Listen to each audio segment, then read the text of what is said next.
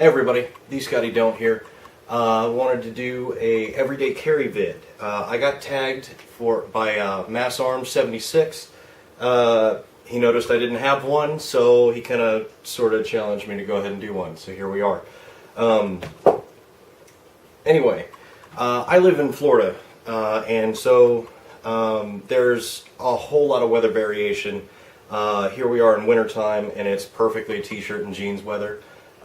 So because of the places that I go and the things that I do and the weather that I encounter here, I have different ways that I carry different things. So today we're just going to talk about this one way that I carry, and then I'll have other vids discussing the other things.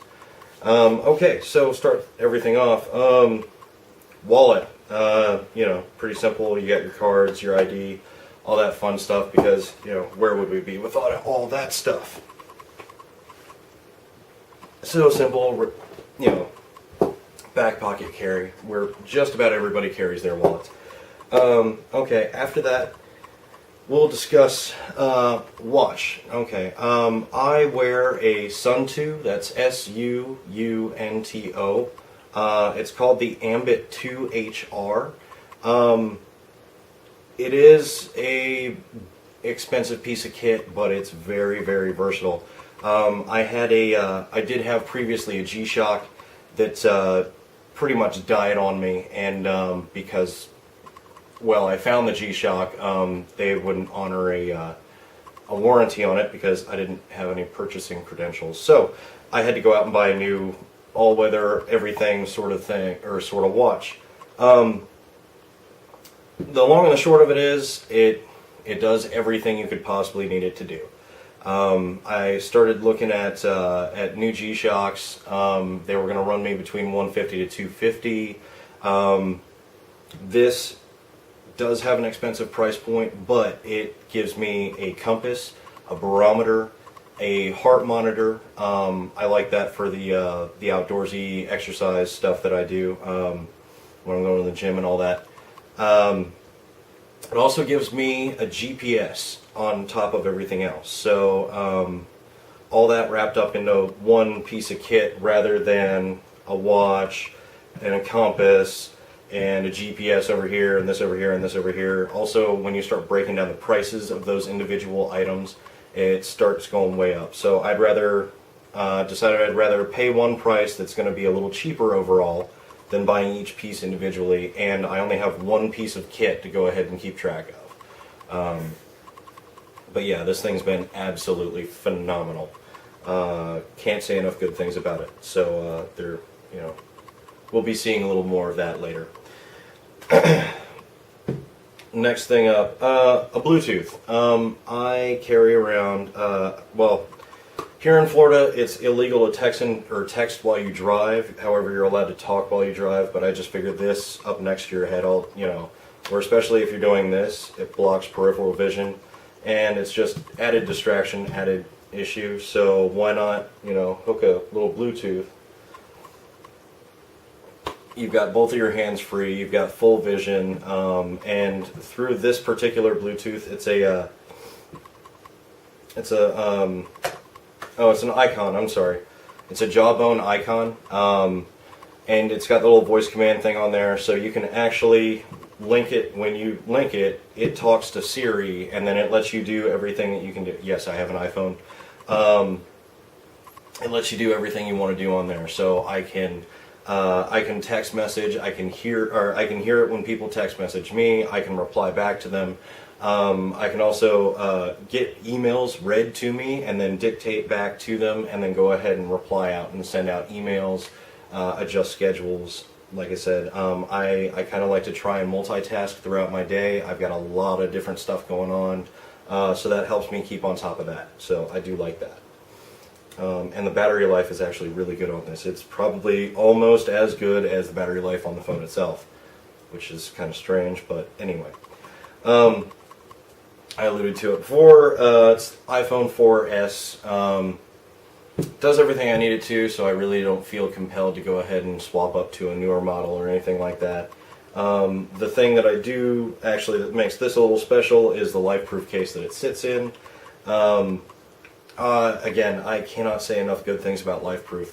They've been absolutely phenomenal. Mine's got some definite wear and tear on it, but you know what? I've had this particular one for probably about a year and a half, which makes it beyond warranty now. But there you go. I'll take. I'd rather have this nice thin profile rather than those big chunky otter boxes, and it's also waterproof down to about 6.5 feet, which to me in Florida. The likelihood that I need my iPhone to survive an impact with a semi is not as great as the likelihood that I need to go ahead and survive a torrential downpour in between wherever I am and then my car, my apartment, whatever. So I'd rather go with a little less shock resistance and actually take the waterproofing any day. So we've got that. Real simple Bic lighter, nothing terribly fancy about this. They last forever, they're dirt cheap. I just like the availability and the ability to go ahead and make fire when I need to. Never underestimate the usefulness of a lighter in a pinch. You never realize how handy it is until the day you don't have it. So that's pretty much that. I do carry a little tube chapstick in my pocket. Just again, it's here in Florida. It's sunny. It's windy. It's this. It's that. And if I don't have chapstick, then my lips come apart and crack up, bleed. And that's just not a good way to make a first impression and try and chat with somebody. So yeah, chapstick. On to slightly more fun stuff. I carry. For a knife, I carry a SOG Trident. This variation is the tiger stripe version. I've had this knife for, I want to say 5 or 6 years. I may have had it longer than that. I forget when I got this knife I've had it that long. It's lasted me through a couple different deployments. Yes, it is just the barest little, it's just slightly loosened up, but I have never, ever, ever had to service this knife. In fact, I can't remember the last time I cleaned this knife, which I definitely need to get around to doing. But it holds an edge well. The blade's strength is very good. It's very fast to deploy. It's very light in the hand. And it's very rust resistant, which again is important here in Florida because if you're not careful, a knife will rust just carrying it in your pocket. Between you sweating or between the humidity outdoors, it's rough on blades. Yeah, I was going to say blade strength is good. Rust resistance is very good. What I do particularly like about the Trident and SOGs in general is they're very handle heavy. Not to say that the weight is heavy, but they're proportionately large handled. I have large hands. I have to wear XL gloves. In fact, the largest military gloves that they issue out are not quite all the way fit for me. So I love the fact that it's got a full grip that I can really get a hold of. And it's surprisingly sure in hand. At the price that they're talking about for these, you can usually hunt around, find them on Amazon, eBay for about 60 to 70 bucks. For the price, they are phenomenal blades. That and me and this one have a little bit of history together, so of course there's always that level of special. I do like the little groove cut out in here because that gives you, without having to deploy your blade, that gives you the ability to go ahead and cut through nylon webbing, stuff like that. So if in the event you, for example, maybe you got trapped in your car or something happened or whatever, you could cut your belts and be able to extract yourself. I do like that. Let me talk to you real quick about how I wear this, because this is something I particularly like. Okay, so I carry my blade right side front pocket. Too simple, right? I'll withdraw it in a particular manner, kind of like this, and I'll discuss why. Okay, the SOG Trident has a safety, okay? So some people will go ahead and tell you to go, or some people will tell you to go ahead and super glue that in a armed position or the safety off. I don't like doing that because if you ever use the belt cutter, it's possible you could have enough resistance against the blade to make that deploy while you're trying to just use that. So I don't like to super glue that. But I find it particularly handy, and if you look here, you'll see the clip actually curves over. It gives you a really deep pocket carry. The downside is occasionally the fabric of your jeans or your pocket, whatever that is, if you're wearing especially some thinner stuff, so maybe here in Florida, if you have the linen pants, if you're that inclined, or some khakis or something, it's possible that that fabric could get over the top and make it difficult to withdraw your knife from your pocket. But I'll show you a way around that real quick. Basically what I'll do is, as this sits in my pocket like this, I'll slide my finger or thumb inside the pocket, my middle finger will go on the clip, and then my pointer finger will hook right underneath that groove. And again, it's deep, the blade's deep enough in there, I don't have to worry about coming in contact with it. This is just something I developed, or a system I developed. But by hooking underneath that groove, I can get a sure withdrawal on this knife every time, and then by putting the thumb in, I ensure that that safety is off. So it's just a simple way of doing things. Like I said, can't say enough good things about that knife though. So moving along again.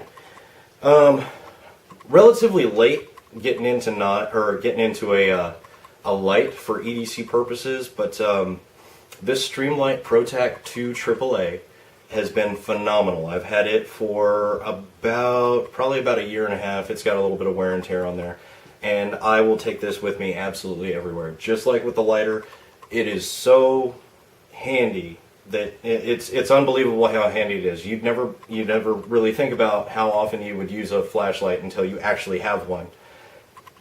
And then you'll wonder how long you went this, or how you went this long without one. It's got a 3-mode on it, so it's got high for an instant on, a strobe, and a low. And then you can click to keep it on. You can do an instant on, and scroll through that. It also has the little crenulations on front that my buddy lovingly calls a DNA collector. So if you had to use it as a last-ditch weapon or whatever, I guess you could. It's a little small in diameter, which makes it kind of funky in my hand. I feel like my hand like double wraps around it. However, because it's so low profile, it fits right in your front pocket, and you don't even realize it's in there. And I'll even wear these with dress pants, stuff like that. So I always have my light with me. I know some people have their phones, a flashlight built into their phones. It's nowhere near as usable as a real light. And I mean, you can hop on Amazon. I think I got mine, again, this is a couple years, or a little while ago, so you can't quote me, but I got it, when I got it, I think I got it for less than 30 bucks shipped to my door.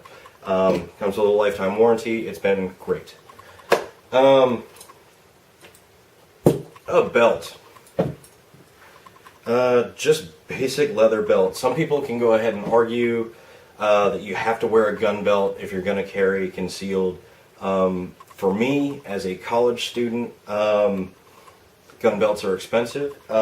They do work. However, for the way that I'm going to show you to carry, I actually prefer a leather belt, and the reason why is because it's got a little more flex in it, but it's got rigidity top to bottom. So for the way that I carry in this way, that I'll show you here in a moment, I actually prefer a leather belt, and it's too easy to get one. Just make sure, I would say, make sure that you can swap out the buckle, have a decent buckle, and then just make sure that it's, that it's, I guess, decently thick and decently stiff. It doesn't have to be super crazy, obviously, but it'll provide you, it'll be good enough for 90% of what you're going to need. So there. After that, okay, now we get into the fun stuff for the gun guys. I do carry, it's not the only thing that I carry, but I do carry a Kel-Tec PF9, We'll go ahead and safety check that for everybody. I do have it armed because this is the gun that I carry quite frequently. When I don't have it, it sits in a certain room in my house, and then that's the go-to gun if you happen to be in that room. It is a 9mm. It is a 9mm pistol with a 7+1 capacity single stack mag. The thing that makes this so great is it's very lightweight and it is very, very thin, considering that it is 9mm. Some people will go ahead and tell you that Kel-Tecs, especially PF9s, are garbage or crap, whatever. My personal experience has been, and this is, I have over 3,000 rounds through this Kel-Tec at this point. I have never had a single misfire, misfeed, bobble, anything. It's fed everything that I've put through it, and I actually have a little video that I'm going to do later on, kind of a challenge for the Kel-Tec, if you will. So stay tuned for that. But the big thing that it makes this also appealing to is for a pistol of this size, this weight, this capability. It is very inexpensive, and that fits into starving college student philosophy. Oh, come on, dogs. Anyway, the other thing that I really like about it is it does have very nice sights for what it is. Where most of your guns or most of your weapons in this price range, they really love to cheap out where they can. One of the places where they do that is in the sights. This has great sights considering the price point. So, at the range for self-defense that you're going to use this, I think it's perfectly effective. You are going to have to deal with a long trigger pull, but again, that's a training thing. So you can train around. I'm a firm believer you can train around just about anything on the planet. It is relatively low capacity. So I do top off the mag that I carry. So I do a 7+1 in the chamber, and then I carry a backup mag. Not necessarily because I feel like I'm going to need 14 rounds wherever I go, or I'm sorry, 15 rounds wherever I go, but more to mechanical redundancy. If I do have an issue with my mag that's carried in the pistol, I do have a mag to go to if I have to. So there is that. So there we are with that. That brings us to a holster. I found this at a garage, or not a garage sale. I'm sorry. I found this at a gun show recently. The only marking on it says Cardini, Cardini, and it cost me $20. This has been phenomenal. It's got a loop for outside the waistband if you care to carry it that way. However, with this weapon, the way I like to carry it, I do like to do appendix. And so we've got a nice spring steel clip. It's very heavy duty, and it's nice and padded as well, so you don't have to worry about the gun kind of digging into your pink belly, or at least my pink belly, quite so much. Makes it much more comfortable to carry. So, alright, that being said, we're gonna try all this on, and I'll show you, again, like I said, I'll kind of show you the how of how I carry. So, pretty simple.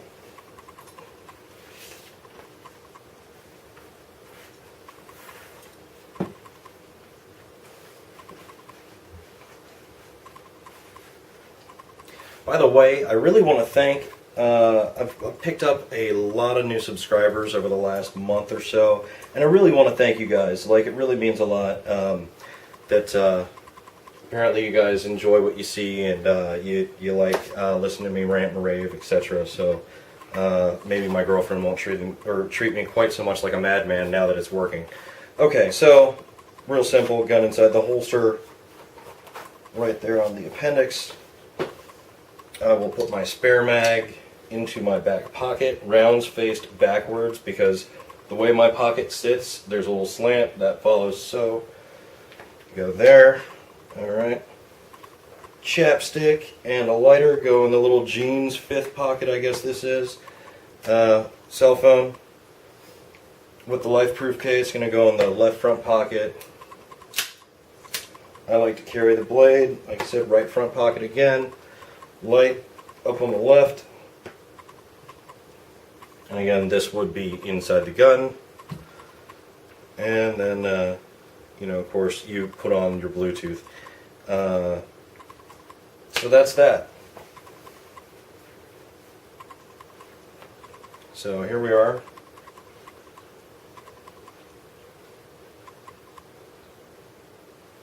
And again, it's pretty much disappears. The only way that you're going to see it is I would have to do some crazy maniacal thing, and even then it doesn't look like anything at all. So there you go, guys. Once again, this is Scotty Don't, or the Scotty Don't. Not to be confused with any of the other Scotties or Don'ts out there, because apparently there's so many these days. Anyway, that's my EDC, I guess, variation 1. Stay tuned. I'll go ahead and I'll have some other EDC variations that I'll do, and kind of go over the whens, hows, and whys of that here shortly. So thanks for tuning in. If you like what you see, please feel free to go ahead and subscribe. Thumbs up, favorite, like, I don't know, all that other fun stuff. So thank you much. Y'all take it easy now.